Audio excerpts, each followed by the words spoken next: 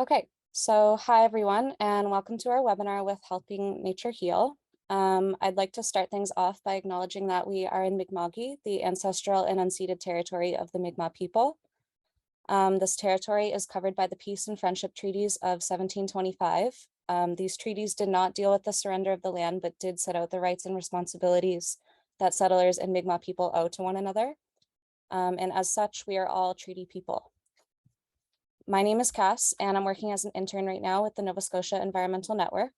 NSEN is a network of 40 environmental organizations across Nova Scotia whose common purpose is to conserve and enhance the natural environment and build a sustainable future for Nova Scotia. So as an environmental network, we strive to support, strengthen, and promote the environmental work of our members by connecting them to each other, to the government, and to the public. NSEN is very happy to have Rosemarie Loans here with us tonight, as well as Dawn Slack from Helping Nature Heal.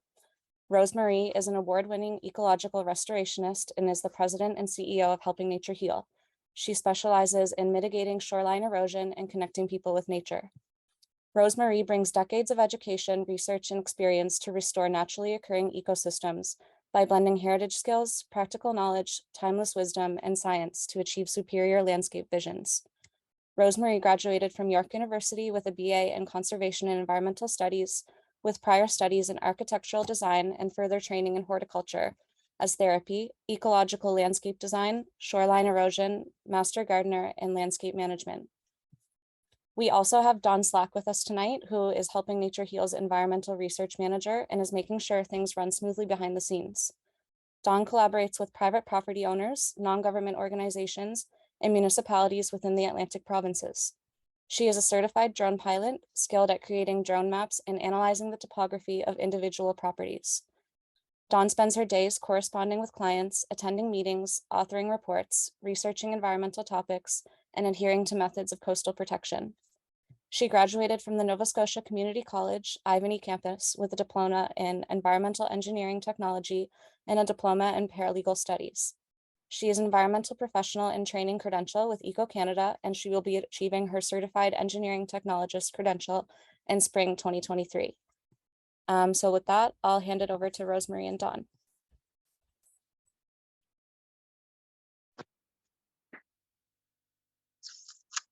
That's great. That's great, Cass. Thanks so much for having us here tonight. And thanks to Dawn for running this slideshow. I'm currently actually at this site right now. And this is on the Northumberland Strait, and it is a big mess after the storm Fiona. So we're back to work here. So this conversation is about shoreline erosion and care management. We're trying to speak a lot about erosion and getting it in the vernacular of our current populations who are living on the coastline. And so that's a little bit tricky because it's a scary topic. So I'm hopeful that you'll take this presentation tonight to heart. You'll ask lots of questions, and maybe you'll have some insights on how to chat with your clientele or the people who come into your world, into your organizations, and ask for help, or however you're interfacing with the public at large. And yeah, let me know if you have further questions or anything that you would like us to develop for you or to engage with you with. So Dawn, I'm ready to hit this next slide. That's great. This shoreline in particular has been devastated by Fiona. So my crew and I are here working this week on repairing and trying to kind of put a Band-Aid or first aid onto the slopes before winter sets in, so that we don't lose any more material over the course of the winter.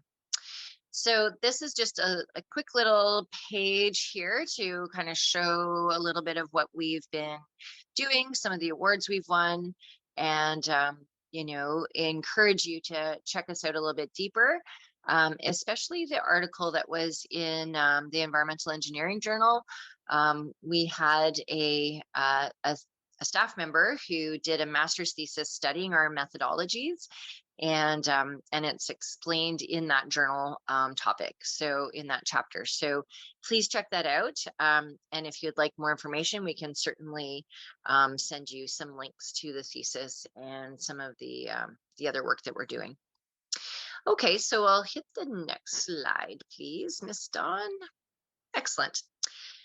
So, yeah, so this is where I'm at today. And Fiona was pretty drastic. And I find it really interesting to look backwards at, our previous storms and really have a really good, solid think about this data that you see here. These bullet points are really important to take to note because this is one of the biggest storms that we've had in Atlantic Canada. And a lot of us were pretty fortunate that we didn't get slammed by it. And those that did, obviously, are still reeling and still under stress and still worried about what's going to happen in their future.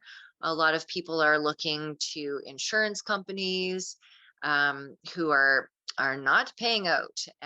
Disaster relief that has a lot of loopholes.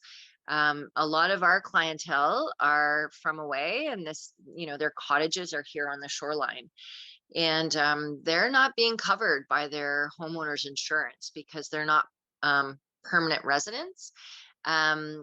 Wind is being insured, as far as I understand, but not storm surge, nothing that has water involved. So unless you had a separate rider on your policy. So I would really encourage anyone who's here tonight to make sure you go back to your insurance broker and check out what that fine print says. And if you need to add some more information to your policy, I would really encourage you to do that. The damage by wind, I've been told several times over the last couple of weeks that wind damage is being covered, but not anything to do with the water. And we know that those two things come together. So it's really hard to kind of discern between these two damages. And really horrific number of people out of power for a very, very long time. Over 400,000 people in Nova Scotia alone, let alone all the other provinces. So we want to really make sure that we start reminding people about how risky it is. That view, that $1 million view is something else, but when it turns negative, it's really, really problematic. So when we see these kinds of things, the left-hand side is before the storm, the right-hand side after the storm. In some cases, it looks like a big dinosaur just came in and took a bite off the coastline. Everything's gone, not just our work, but land mass behind that work. And so what we're currently measuring a lot in the last couple of days is horizontal distance from the crest back to the home. We have people that lost 50 feet in front of their house, some 18, some 6 to 10. It really shifted based on soils, based on other upland conditions, obviously trajectory of the wind and the fetch in your location and that run up speed and run up time. It's quite challenging. So take some good time to take stock of where you're at now and get those measurements and get those photographs happening and really think about what might happen on the next storm. If we think back, as I mentioned earlier, to Hurricane Juan, almost 20 years now, a bit more than 20 years ago. And then the next really big one was Dorian. We had a couple in between there that were sort of smaller that kind of crested off the side of Nova Scotia and back out into the Atlantic. But then the difference between Dorian and Fiona only being 3 years, things were just starting to recover and recuperate and get growing again. And then we got hit with Fiona. So the compression of the storm cycle is really interesting. And, we had been told about that many decades ago. And so we want to keep that top of mind now, that the next one could be next year. because of that compressed storm cycle. So let's be super careful about that and get prepared. Okay, so we'll hit the next slide, Dawn, please. Thank you. Oh dear. So here's some more. Now there's several photos in here and you can see there's a line through the center. So before Fiona, we had built this beautiful meadow. It was growing great. You can see all of our planting spaces there with the blobs of soil. The house is 50 feet back from the crest, and they had a very large rock wall, the full 300 feet of their ocean frontage. And we had planted this, a number of years ago. It was growing well. The homeowners were maintaining it. They were not mowing. They were doing all the right things other than the simple geography of where they are. And after Fiona, you can see the pictures in the bottom. Their house is dangling over a lip that wasn't there before. Their land has been ravaged, as you can see in the bottom right-hand corner. And so, the land is gone. It's not just that the plants died because of salt spray. It's the land was taken away. If you look at the side of the house, you can see there's a little gazebo there sticking out the front, sort of 10 feet, and that completely got ripped off the house. And the land has since washed away. So, we sort of learned about rock walls and revetments and all kinds of engineering strategies to enable us to live on the coastline. And that was fine for a time. It was really quite lovely to be out there. And then just this erosion thing has just kind of creeped in slowly, and then bang, with a big crash with Fiona. And certainly people have had this kind of experience in the past. But this one really hits home, right? It seems like we were, as a society, we're still developing the coastline. We're still building there. We're still changing the summer cottage into a winterized home. And we're really putting those investments on the coast.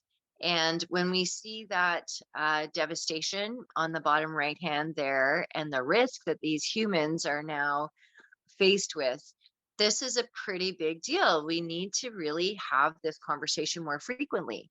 And I would encourage all of you to be speaking with your permit department, and at your policy developers in your region, and really considering getting the heck out of the way. Yeah, I think that in some cases, retreat is the only answer. And unfortunately for these folks, the road is right behind their house. So there's nowhere for this home to go. And we've been calling this sort of coastal squeeze, right? Where our humanness is being squeezed between the erosion and, other developments or infrastructure like roads and property lines. There's just nowhere for this homeowner to go anymore, and it's highly unlikely that anyone's going to buy it. Right? It becomes unsaleable at a point.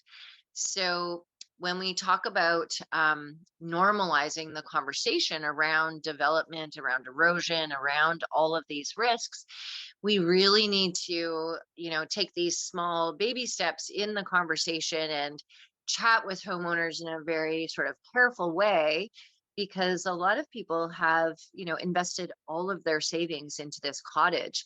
A lot of folks are looking to retire into these cottages and make them more permanent residents.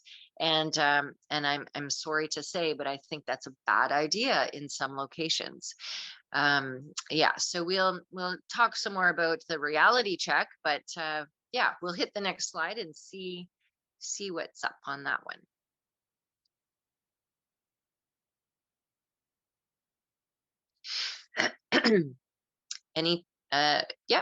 If you have a second there, Dawn, please change the slide. I'll take a little beverage. Okay, I'm not sure if Dawn can hear me. Can you hear me, Cass?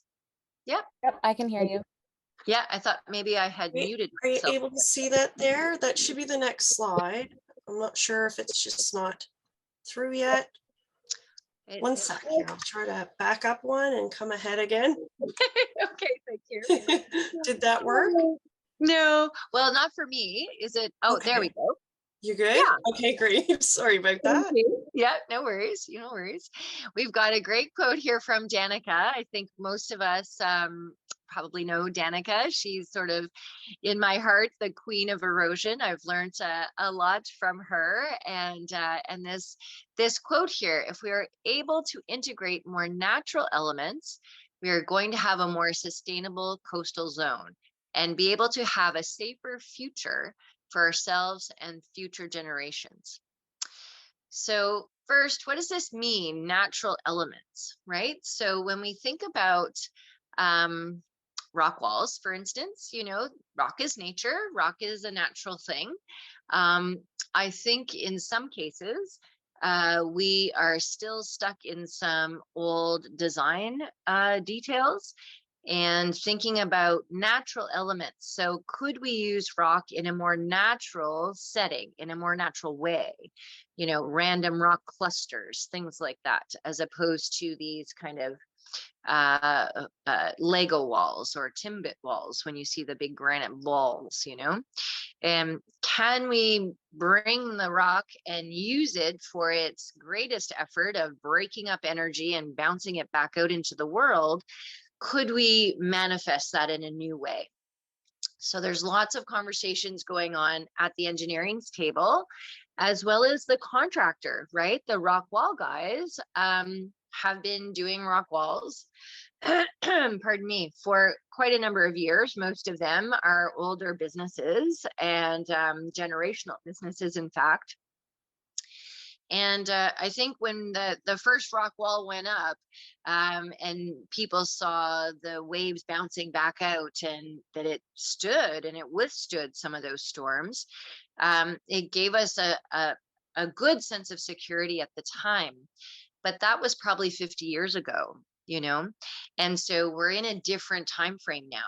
And climate change has changed that for us. We've sped up some of these challenges through the climatic challenges that we're having.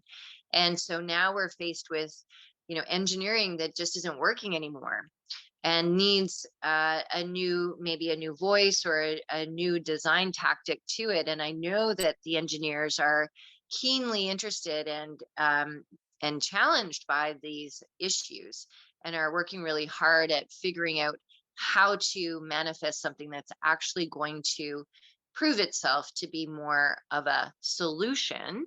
And I use air quotes on that word because at Helping Nature Heal, we have not seen anything really solve the erosion problem yet.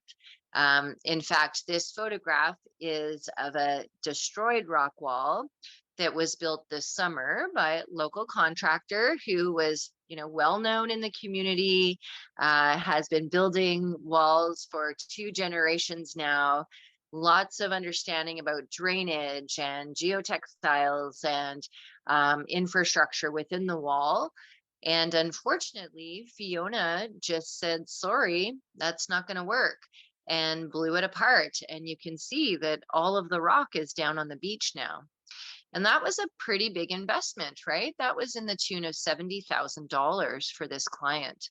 And so the level of devastation that we're seeing with Fiona is in some ways not surprising because of our understanding of climate and how temperature and sea level rise and moisture in the air from these hot, humid summers. We know that those things are impacting and compounding over time. But I have to say, it's pretty scary when you walk up on this and you see it. It's challenging for sure. So we have to start looking at it and being brave enough to go and stand in it and be beside it and touch it and look and feel and allow that pain to kind of get into our soul and really knock us around a bit. Because it's only then that we get more innovative and creative and we come back to the drawing table, so to speak.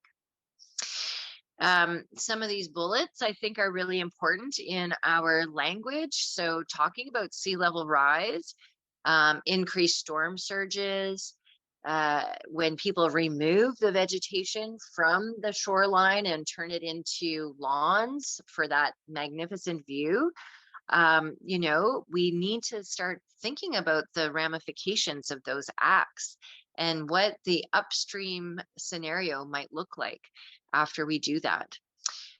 Land development, of course, is a really pain point for me. It's a real pincher because the more we harden these surfaces, the more deflective, all that energy is. And then it, really compounds how quickly things are eroding. So we've got to be ready and have these topic points, I think, at our mind's eye so that we can really start having really honest, open conversations with our homeowners when they call us and say, like, can you actually help me? And sometimes the answer is no, I can't, or it's not worth it, or, just get out of the way. You're too close already.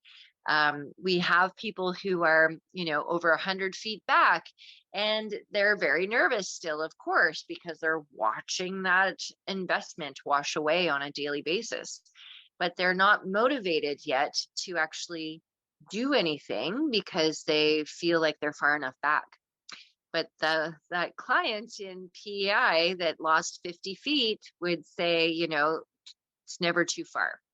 So if you can, get out of the way.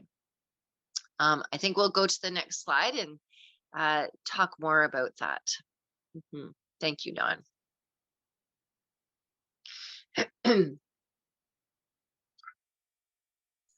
Yeah, I think it's just like a time delay there. So it's just taking a minute to load, I think, on your end there, Rosemary.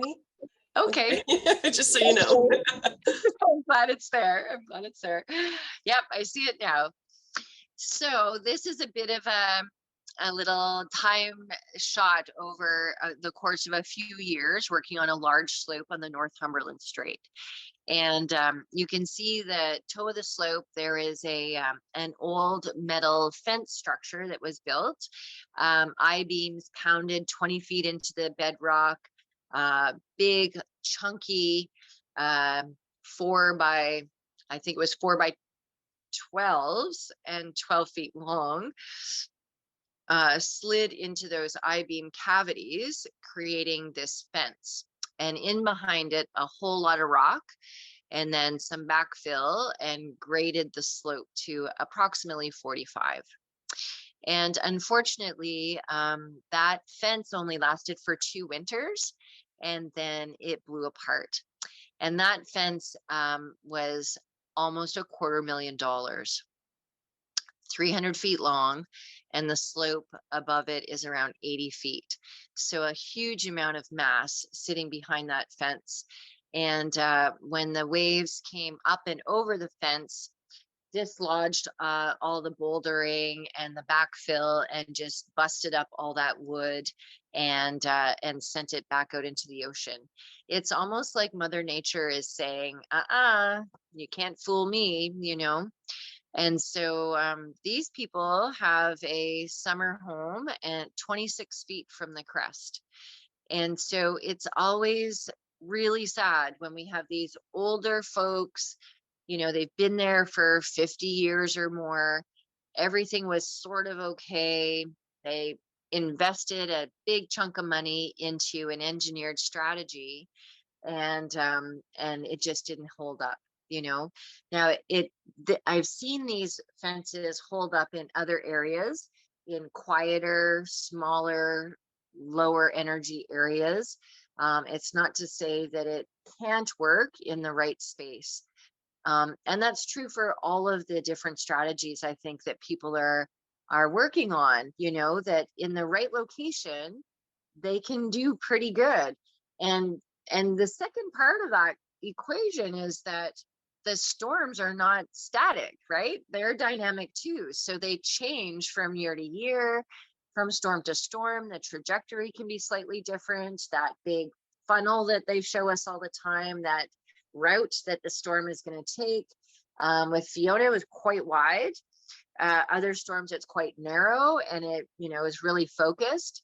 And so we don't have any control over that. There's not a whole lot that we can do in preparation, right? Other than, make sure the furniture's inside and the family's safe and that kind of thing. But there's nothing we can do about changing the trajectory of these storms. So we have to be ready. We have to be prepared for that. So in the middle slide, you see my teammates there working on the slope. They're planting, they're putting hay bales down, they're covering that open soil, and really just trying to quilt that up, so that the rain, the snow doesn't just, dissolve all of that muck and mud and help it wash down. The other big thing is the freeze thaw cycles that happen from February till April. The sun is so low in the horizon here in Nova Scotia, especially, that it just bakes that slope throughout the day. And, it could be chilly in the morning and really warm and sunny in the afternoon, chilly again at night, and the same process day over day for a couple months. So the soil is going through the freeze thaw cycles randomly daily. And eventually, of course, boulders are going to pop out and chunks are going to be released. And so if we can cover the soil, I tend to think of it as like a grandmother's quilt. You kind of snuggle under and you get everybody tucked in, and it keeps it frozen for the winter. And so that we don't go through these random cycles, and we can slow down some of this process. We can't stop it, of course, but slowing it down, I think, is about the best we can ask for, and maybe the only thing we can do seriously in a big way. So if we can, control the rate of overland flow with not taking down the riparian zone, if we can think about this environment as the coastal zone, like Danica mentions, where it's from the toe of the slope, high water line, all the way back, including your home and your yard and all the other infrastructure you have on your property, that becomes more of a working organism now, this ecosystem idea, the coastal zone, right? It includes us. We're part of the problem. We're part of the strategy too. Problems of developing too close, hardening the surfaces, putting our embedded infrastructure too close to the frontage, septics and wells and power poles and things like that are just, waiting for devastation to happen. So we really want to think about these strategies and see, how many of them can we actually produce so that people have some hope, and that we can possibly build some resilience into these coastlines, and talk to our clientele as though, we have a plan. We know what to do when things get damaged. We know how to repair these wounds. And so through that kind of confidence that we have as the technicians, then we can, have something to offer to our clients, so that it's not just the stress and the scare and the mayhem that ensues, but rather take a breath, let's get focused, calm down, and let's get back to work, right? It's really the only thing I've seen that is helpful. So when we look at the last slide, there's that slope. It's growing, it's looking wonderful. Now the toe of the slope is a different story, right? There's still rocks down there and metal and wave interaction. And I guess the big thing to mention there is that with sea level rise, the high water mark is not ordinary anymore, right? You probably have looked at all kinds of maps that say the ordinary high water mark. Well, that just doesn't count anymore. The high water mark is moving inland because of sea level rise. And every time that shifts and changes with different storms and different dumpings of, as the glaciers melt, we have more water in the system. As we have hot, humid summers, we have more water up in the sky. And so there's just more altogether. And that's really a big problem that we don't have a control for. So we really need to be thinking about, as the toe erodes, the top is destabilized. And so we need to get people backing up. There's just no room for them at the frontage anymore. Okay, Dawn, we'll hit the next one and see what that is all about. Mhm.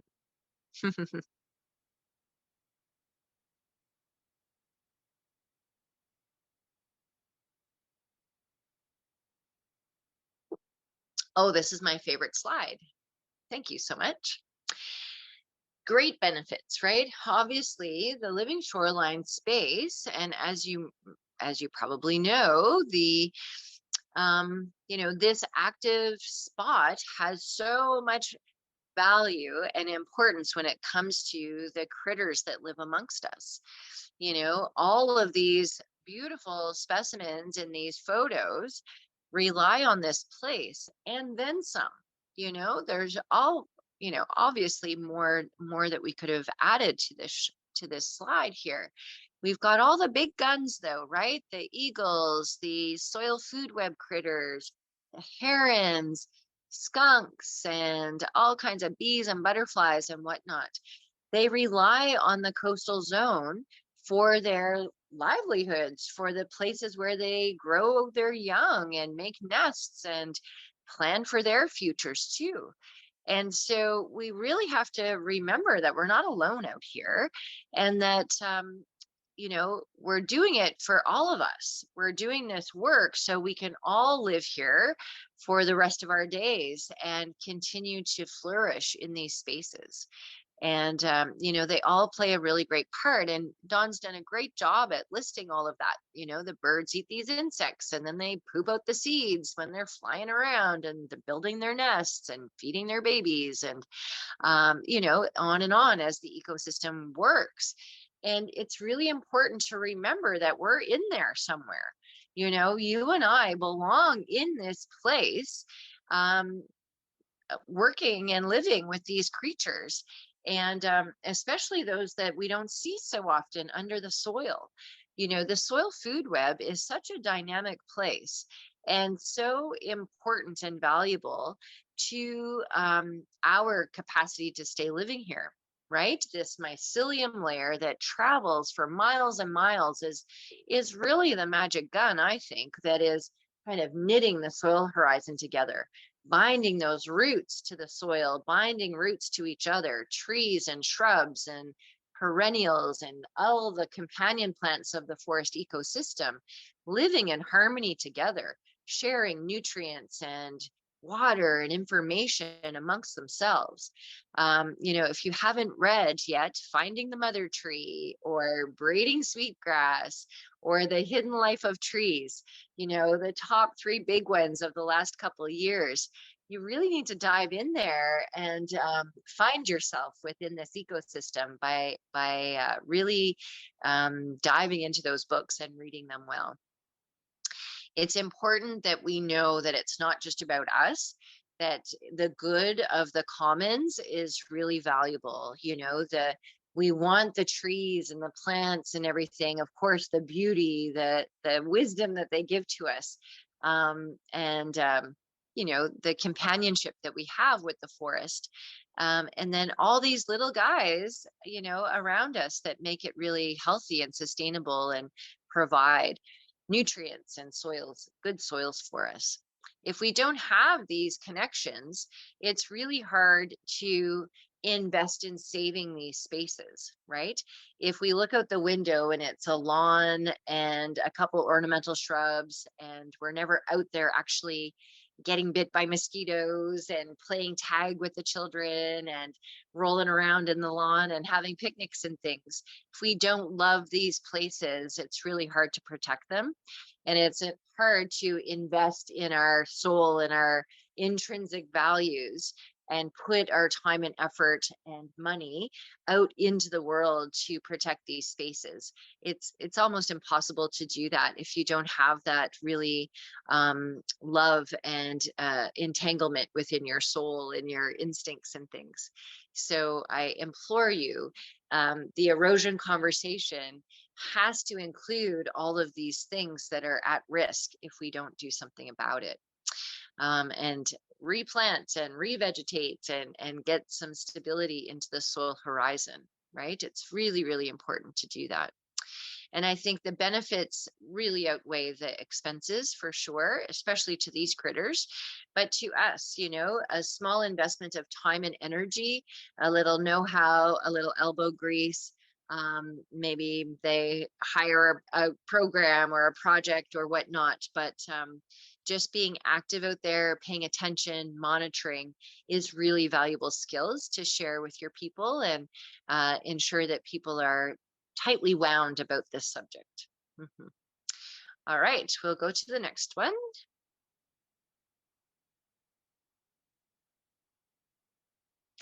Thank you. So one of the big critters in this space is the bank swallow, right? We think about them so often. They need erosion to happen in order to create their homes and to rear their youngs and continue on as a species here. Really sad to see that it's been put into the threatened list. Just makes me sad about that. We have some opportunities though. You know, we can slow down erosion below the nesting sites, as you see in that top left-hand photo there.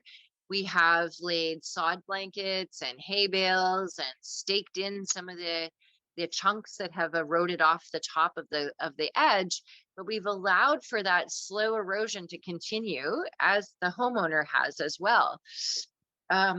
Because they love the swallows, they love the idea of saving a critter, and if their bank can do that, they want to participate in that. So there's been lots of trials with artificial habitats and things like that, and you know, the critters know best, right? They know where to come and go, and we're attempting to you know, design some spaces for them, but that's proving challenging. You know, they like a certain kind of soil, and they like a certain critter to be available for them to eat, and certain temperatures. And I just saw a report that some of the mortality that we're having on the bank swallow colonies is because of these late frosts that are happening in June and July.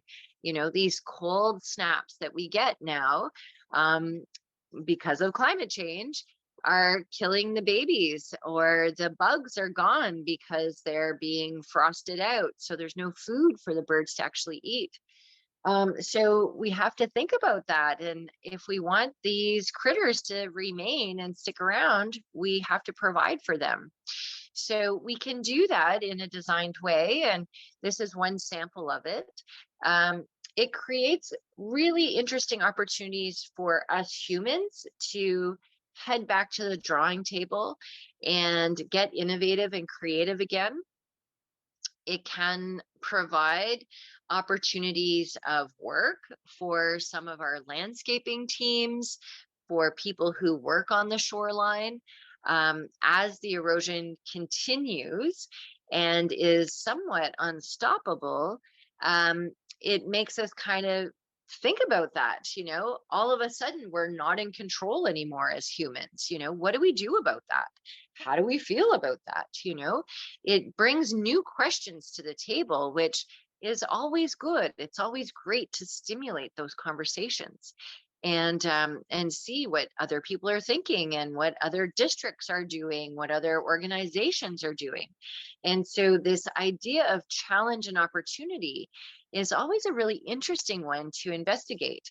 I think from the Helping Nature Heal perspective, the challenges that our clients have seen around erosion have really brought me back into conversations with my engineering friends and with conferences that I used to attend. And, you know, because of COVID, hadn't done that for a couple years.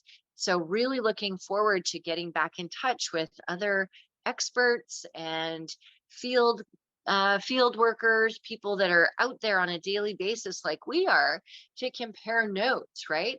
What are you noticing from this storm versus the last storm? How have things changed? Not only the trajectory of the storm, but also the impact that it had. You know, Fiona was a massive thing, and it's really good for us to not just be so aware of the devastation and the sadness and the stresses of it, but where can we see the light of day again? You know, when everything gets cleaned up and put back into place, what do we do now? You know, can we, lift that house up and move it back? Can we still love and live in these lands? Can we use the opportunity of time before the next storm to get better knowledge about it, to gain some skill, to get ourselves out of the risky zones, you know? And for the workers too, I mean, we are busy. We're a busy business, right? We're trying to restore these wounded systems and really dig people into them so that they participate in the work, so that they understand the effort it takes to repair these systems, so that they get the value of it, and then they know what to do later if something changes. So opportunity is always an interesting idea, you know, especially when it comes out of a really ravaging storm like we've just had. You know, there's people that are just like head down and thinking it's over, right? We probably have to move, like our dear friends in PEI at that yellow house. Yeah, so how do we go from total sadness and, despair to, all right, pick your socks back up and let's get back to work, right? There's a moment in time there. It took me quite a few days to kind of allow it to all absorb and to really feel it and be sad and be anxious and stressed out, and then kind of crawl out of that hole and start asking questions about, well, what can I do now? Is there anything to be done? Can we be helpful to somebody? Can we get in there and cut down trees and move it around, and all of this wound that is out there to be repaired? The landscapers in my life are what I think the frontline workers here. They're mowing the lawns, they're planting and tending to the gardens, they're maybe growing vegetables for their clientele, whatever their tasks are, they're right there on a daily basis watching what's happening. And so, how do we care for them? How do we understand the stress and anxiety that they go through? There's this term, eco-anxiety, that we've heard tossed around the last 5 years or so. But what does it really mean? What does it look like? And how do we heal from that? These are the opportunities that I love to explore with you all as we close out this slide presentation and head into the Q&A. So please, drop some questions into the chat, and we'll head to the next slide. Dawn, please. Excellent. So one of my friends, Jamie Simpson, says, you can't expect people to love and save something if they don't understand it and they don't understand how it works, right? And so here is a schematic of potential healthy ecosystem. There's lots of diversity in there. There's some coarse woody debris, there's grasses and trees and all kinds of plants, and they all impact the rate of erosion.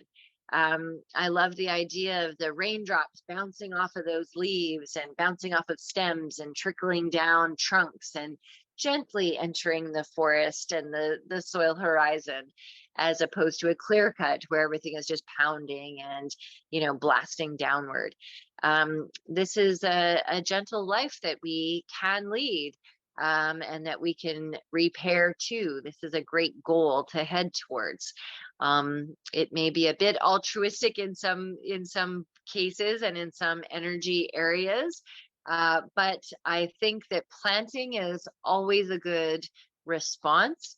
It's good for our mental health. It gives us hope as we put those root systems back into the ground. And hopefully we're inoculating that soil with some mycelium or mycorrhizal fungi, manures and seaweeds and leaf litter and all the stuff of life, that makes things work. And when we do this, we can actually see the forest come back to health. And when we have a healthy ecosystem, of course, like every other community, we're stronger together and we can hang on for dear life a little bit harder. We know that we're not going to stop this train called erosion, but we can gain help and hope and resilience by doing some practical activities. All right, we'll head to the next slide. I see that we're at 7:47. It's probably a good another slide or two, and we'll be done this section, and then we can head into our Q&A. So what do we do, right? What can we do? How do we look at it? How do we understand it? All of these questions come up, and they'll be different for you than they will be for me.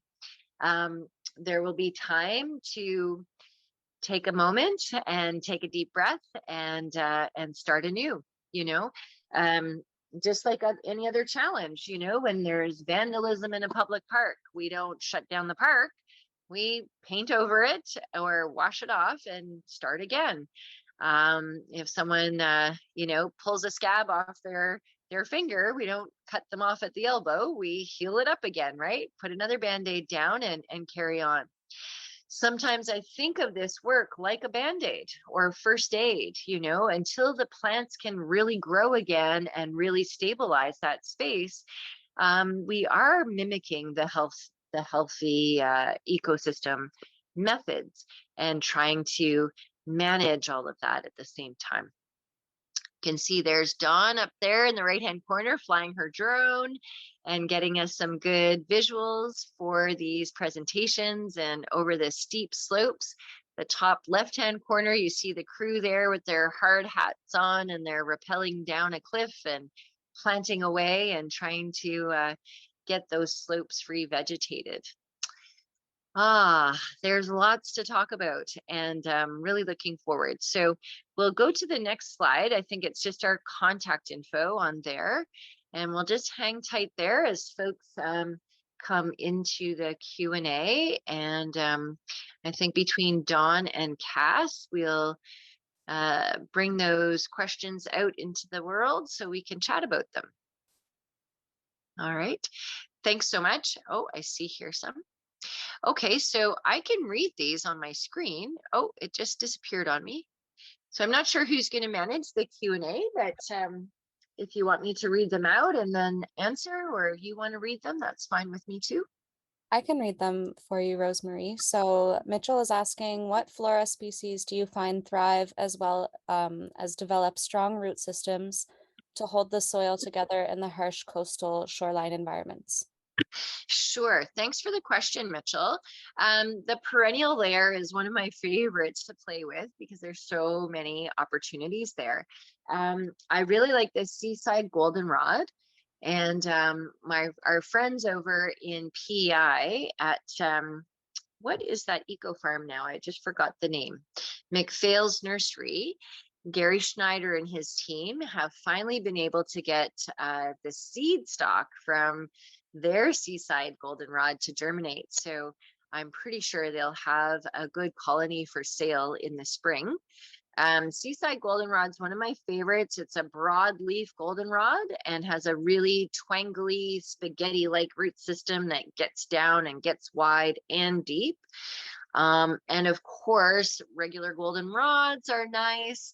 Asters are great. We've been using iris, the flag irises especially. Again, big roots, big rhizomes with long stringy roots that kind of blend in and spread wide really nicely. Big deal on grasses as well. The Spartina and Marum grass family are doing really great on coastal exposure. Let's see, other flora like the shrub layer, we're doing lots of bayberry, alder, Rosa virginiana, The native alder is the one that we like to use, of course. Let me think of what else. Roses, alder, oh yeah, the red osier dogwood and willows we've been really keen with. Property actually that we are at today, the big slope only has willow remaining. Everything else has peeled off on Fiona. And so that's nice to see. And the dogwoods are really great too. When we think about the plant life, we want to have a great diversity of root systems. So starting to think about the cataloging the different roots of the plants that are working in your area. So when Dawn does site visits, she catalogs all the plants that she can notice on the site at any particular site visit. So then we're mimicking those plant recipes that Mother Nature has already put together. Sometimes we're tweaking them a little based on soils or exposure to the environment, or how what texture the soil is, how wet it is, that kind of thing.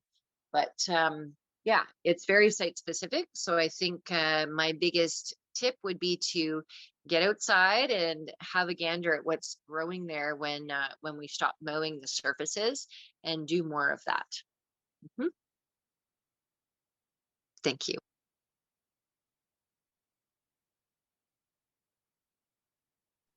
So like Jill just said, absolutely. Thank you so much. That's great. You're welcome. I'm happy to answer future questions too. If you bump into some queries along the way, feel free to send us an email or a text anytime. Yeah.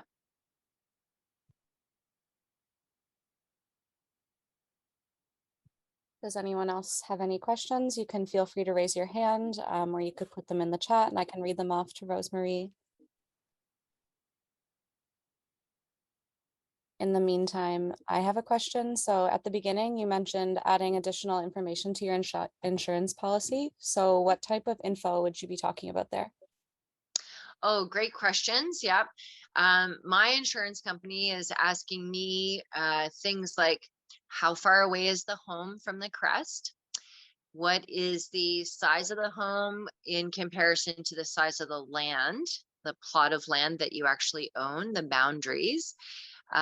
Where is it located? If it's in a high risk area like the Northumberland Strait or the north side of PEI,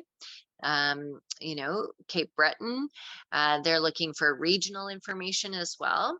They're also asking me things about when was the last big storm that was a drastic hit, and what was the changes that you saw. So they're looking to try to, it's a hard thing to insure for, especially if it's water. As we've seen this last couple weeks, people that have water damage are having a really hard time with their insurance companies. So we've been offered up that information about letting your insurance broker know all of the dimensions and all of that kind of quantitative information about your plot, and then look at the climate that you've been in the last 5 years maybe, and give them a heads up on how many storms, which storms, what was the rate of erosion, what's currently happening, like any dynamics that you can pull in from your land mass and the neighborhood with which you live in. They want to know that so that they can either say yes or no, or you're too high risk or not, or maybe it also can help at the at the association level to have these conversations too, because some of the policy management likely needs to be shifting with this new world that we're living in, right? We saw how in Port Basque, homes that were on stilts, on rocks, that had been there for many, many decades, washed right away. And, heartfelt compassion to those people. And so how do we not do that again? Right? How do we add some knowledge and some experience to these conversations with, our mortgage broker, our insurance company, the real estate agencies, the municipality that's giving us permits to build these homes there. We need to have more open conversation about the risks that that land mass could be in for. And that kind of feels like you're stepping on your own toe, but it's better to know ahead of time that they're not going to cover you if you live in a risky area than purchasing that land, right? And going through all of those expenses.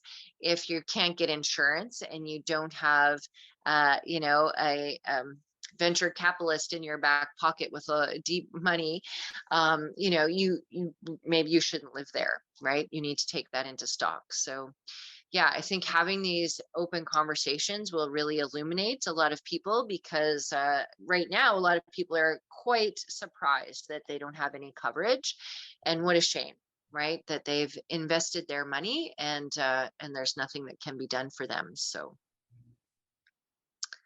Awesome. Okay, so we have a couple more questions. Margot is wondering what the best way is to get people on board with your proposals. Yeah, well, it's really great if there are people who are sort of the deniers, the climate deniers in your neighborhood, and you can go and actually walk around and look at, like, okay, here's the do nothing, process. Here's the do something. Here's the rock wall guy. Here's the revetment. Here's the et cetera, et cetera. And so, I mean, I'm in a community right now. There's probably 10 different methods within 2 miles of this home, where people have tried a whole bunch of different things. And some things are sort of working sometimes and not working a lot of the time. And when you can just physically stand there. So we rely a lot of video, a lot on photographs, a lot of testimonial evidence from clientele when we're proposing to a new client. And if at all possible, if we can take them physically to go see a couple options, and then they can make their own decisions with their own, using their own instincts and their own level of risk awareness around whether they're going to purchase that land or not. So if we're looking to do a vegetation strategy for someone, we want to show them what it looks like and what the process is and how long it takes to get to some sustainable point in time, and what happened during the storm and why did it happen, what was the trajectory and the science behind that storm, so that they can see that it's not always going to be the same. On the South Shore, we kind of got lucky this time and didn't get really hit that hard.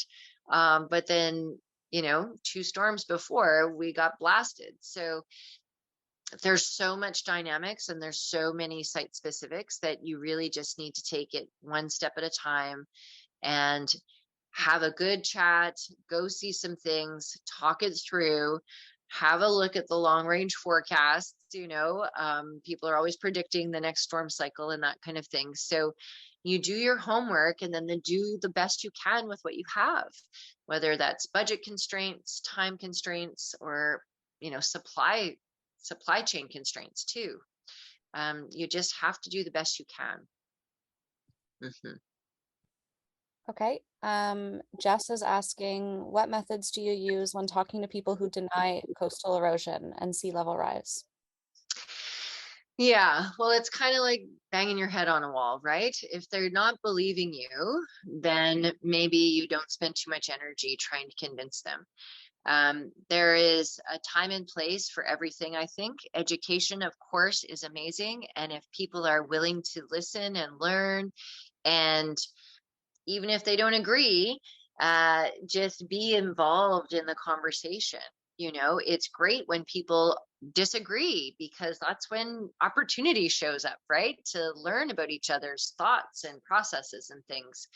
And it's challenging to convince someone if they've already bought into a way of thinking. It's really hard to change people's minds. So I tend to kind of maintain friendship. And when you're ready, give me a call back. you know, I don't get paid to convince people over and over again, right? It's just not there. It's very stressful for everyone. And who likes being told, like, no, you're wrong, this is better, right? I don't think there's a right and wrong in a bunch of these cases. It just is the way it is. There's, you know, things hold up for a while and then a different storm approaches and things change. It's not a solution. There's no like magic wand that I can erase erosion, right? It just isn't that way.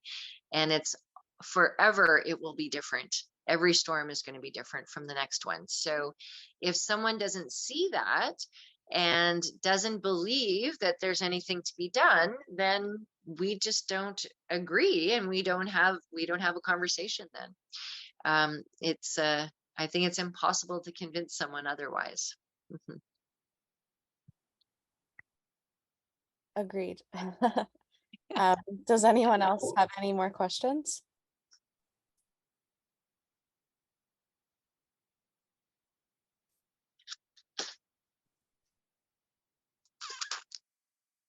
All right. Well, thanks again, Rosemary and Dawn, for being here tonight and hosting such an interesting and important presentation. And thank you to everyone who attended. We'll be sending a recording of the webinar to everyone who registered if you'd like to rewatch. The email will also include links to donate or become an NSEN member if you'd like to support our work or get more involved. And if you aren't already subscribed to our monthly environmental newsletter, I would encourage you to sign up for free on our website. So thanks again, everybody. Thanks so much, Cass. Have a great evening. Thanks, guys. Cheerio. Thank you.